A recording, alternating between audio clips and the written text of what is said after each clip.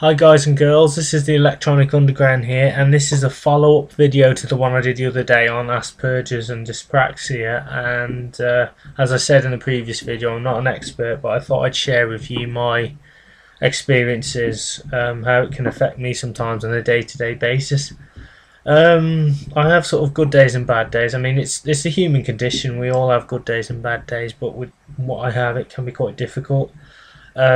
Simple tasks, I tend to overthink things. As I mentioned, the example about stacking a shelf. I could do it, but in my head, a million different things rush into my head as to how to do it, why to do it. It's almost like strategies and things. Cutting up fish when I worked at the supermarket was really, really difficult. I couldn't do it at all. I kept sort of cutting myself, and it just seems to be anything where there's a sequence or an order, or where things have got to be regimented to a fine line, I just can't do. So I'm kind of a little bit disorganised, really. But on the plus side, I'm a very deep thinker, and this can be very, very useful for studying purposes. I found that I can perhaps overthink a subject too much, but I can come up with some really good opinions and things. For example, as I said, I did health and social care at university. I got a foundation degree in that. I was able to come up with some pretty good points and back them up, thinking about things. It took me a while. It was there that I discovered that perhaps there might be a problem, and I did actually sort of get, well, it wasn't even a proper diagnosis. They sent me to some guy who was supposed to be an occupational therapist, and he didn't know to me what he was talking about. He tested me and he said, oh, it's just a learning difficulty. He wouldn't give me any more information than that. I had to repeat things back to him, like Michael Main, which is Michael Caine, to test my phonics and things. And he asked me a load of questions, and it just felt really rushed. I don't think he really got to the core of the problem, and it left me even more baffled and confused, because I wanted an answer, really, and I didn't sort of get that. And it was only until recently that, even though the job centre said, oh, it's not an actual diagnosis, well, I'm thinking, why test me if it's not an actual diagnosis?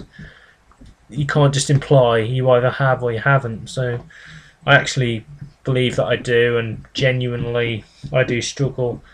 It's difficult, I suppose, because when people ask, or you mention it, people think that you're putting it on. They think, because I'm quite intelligent, they think, oh, he's having me on, I mean, I can't explain why. I can explain what happens to me really well. I just can. I mean, I'm well aware of what's happening. I mean, for example, I have music lessons, and there are times when I'm playing, I make errors, as you know. I can distinguish between errors, and sometimes I just zone out. Like, I sort of lose myself, and it takes me a while to really get into playing.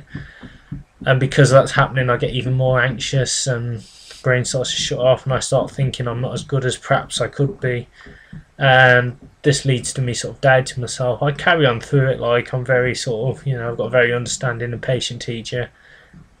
She knows. She just says, oh, don't worry about it, just carry on. So I sort of do that. But mainly in jobs, as I mentioned last time, it really, really affected me. As I said, landscape gardener is an absolute no-no for anyone who has Asperger's or dyspraxia, because, well, I don't want to stereotype. I mean, I'm sure maybe there are many great landscape gardeners who have it and perhaps more creative, but I personally couldn't do it. As I said, I was bullied a lot, and because of my condition, I was called a load of names and then told, oh, we're just messing. But they took it to the forefront, really, and dented my confidence to the fact where I just wasn't sure whether I could ever find a job. I'm currently still looking for a job, and I know that I've got a lot of skills, and I can bring a lot to. I believe I can bring a lot to a potential employer, really. So it's not too bad, I actually remember trying to take driving lessons, and this was a nightmare, because as I was doing it, the information that was coming to me, changing gear and all that, they were like, it's like a disc that jumps, it starts playing fine and then boom, I started zoning out on the road and things, and I almost had a few accidents, and the teacher wasn't really that much good anyway. He was the instructor, should I say. and I got confused, particularly on the roads and the junctions and where to go. And because there's so much going on, I couldn't cope with it, and I just tried to carry on as best as I could. You know, it's something that perhaps I will never do. It's something I would like to. Yeah, of course I would, but I really find it impossible. I've tried my hardest to do it, but it's just not happening, you know. But when I had this so-called assessment with the job centre, she was quite understanding because it wasn't her fault. It was the psychologist anyway. She said, "Well, don't worry." She said, "You know, you would find it pretty difficult anyway." She said, "Well, why would you want to put yourself through that for something that's going to cause you an awful lot of stress?" And I said, "Well, yeah, I understand that," and I felt better knowing that I didn't have to, because I sort of thought it was expected of society now. It's another thing I want to mention. Society expects you to be a certain way. Thinking about it now, because I thought a lot about my last video and about the comment I made about the manager in the supermarket and not looking them in the eye. Apparently, looking people in the eye is supposed to be, I don't know, a sign of trustworthiness, a sign that you're listening. And you know, from my perspective, I tend not to look people in the eye. I've actually looked back at my videos now, and I find that I'm just looking down a lot and away a lot, and I can't. I'm doing it manually now, but I'm doing it sort of without thinking. So, you know, he probably thought that I was being a bit rude, which wasn't my intention. But that was years ago, you know. I mean, so it's, you know, I'm focusing on trying to focus on the positives as well. You know, as I said, you can be very creative. I found I'm very good at, you know, composing little songs on the piano and little rhymes, very quick-witted. It's probably, you know, but sometimes when I make a mistake and it's not a mistake, I get confused, because I'm like, well, why is this happening? You know, all this negativity can sort of come into me, you know, and it's hard to override. It's hard to override it because people don't know what's going on. They think, oh, you know, it's just this. But to me, it's like this feeling that I feel every time, you know, I get up in the morning. I feel it deep inside, and it's something I've just got to live with, I suppose, and do the very best that I can, because I don't want to be one of these people who say that you can't. I mean, I like to think that personally I've broken down some barriers for myself.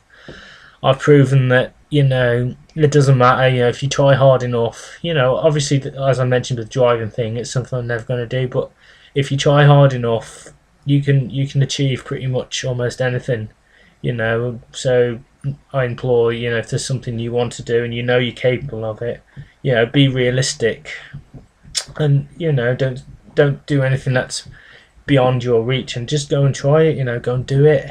Don't be afraid. Feel the fear, and try and do it, and get as much support and help as you can.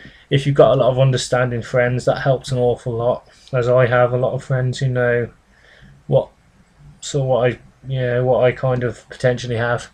I'm actually going to do part 3, I think, of this video, because we're up to 8 minutes now, and I found I've actually quite a lot to talk about, you know, so that's quite good. I think I'll talk about my recent college courses, perhaps why I quit them, because I did find them sort of ridiculous, really, and some of the work, and I was struggling, and I don't feel that I got the help that I needed. God, I'm sounding like a right mind on these videos, but there are many positives to having Aspergers and dyspraxia. You know, and I think the working world would be a much better place if we're more accepted and more well known, and people didn't just laugh or turn the other cheek. I might mention bullying as well in the next video, because I think that's sort of a crucial bugbear for me. I mean, I cannot stand bullying. I cannot stand other people being bullied.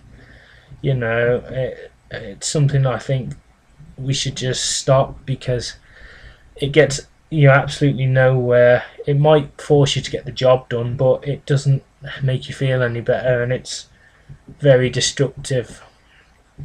So yeah, I'll probably touch on that in my next video.